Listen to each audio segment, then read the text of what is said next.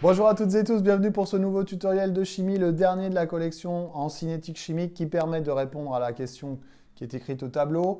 Est-ce que la transformation chimique que l'on me propose est d'ordre 1? Est-ce qu'elle obéit à une loi cinétique d'ordre 1? Pour ça, vous avez trois possibilités de réponse, trois méthodes différentes pour répondre à cette question. La première méthode, c'est d'utiliser directement la définition d'une loi cinétique d'ordre 1 qui dit que si une transformation chimique est d'ordre 1, alors sa vitesse d'apparition des produits ou de disparition des réactifs est proportionnelle à la concentration. Ainsi, si je trace la vitesse en fonction de la concentration, je vais obtenir une droite. Cette droite va me permettre de dire que la vitesse est proportionnelle à la concentration. Concentration soit du réactif, soit du produit. Donc, si une droite relie la vitesse avec la concentration, alors la vitesse est proportionnelle à la concentration et la loi est d'ordre 1. Deuxième possibilité, déterminer le temps de demi-réaction pour différentes concentrations initiales en réactif.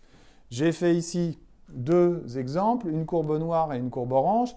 On voit bien que sur la noire et sur la orange, les concentrations initiales en réactif sont différentes.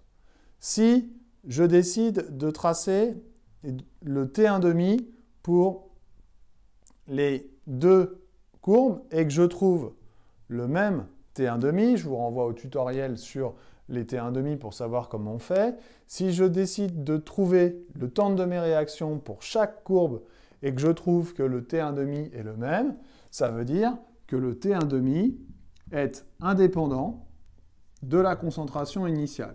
Si le T1,5 est indépendant de la concentration initiale, alors je vais pouvoir dire que la transformation chimique est d'ordre 1. Troisième possibilité, troisième méthode, trouver la loi de décroissance.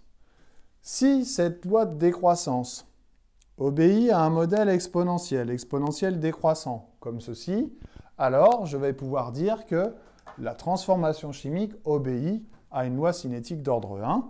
Quel est le modèle de la loi de décroissance? Ça va être concentration en réactif au cours du temps est égale à la concentration en réactif à T0 multipliée par une exponentielle décroissante proportionnelle au temps.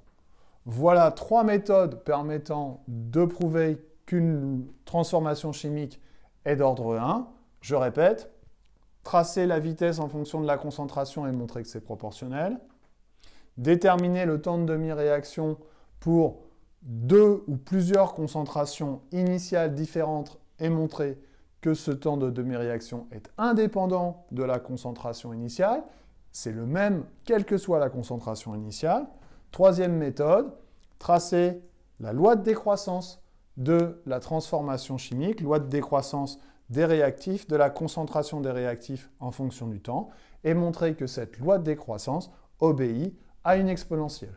Voilà, j'espère que j'ai été clair. Je vous dis à bientôt pour d'autres tutos. Bye bye.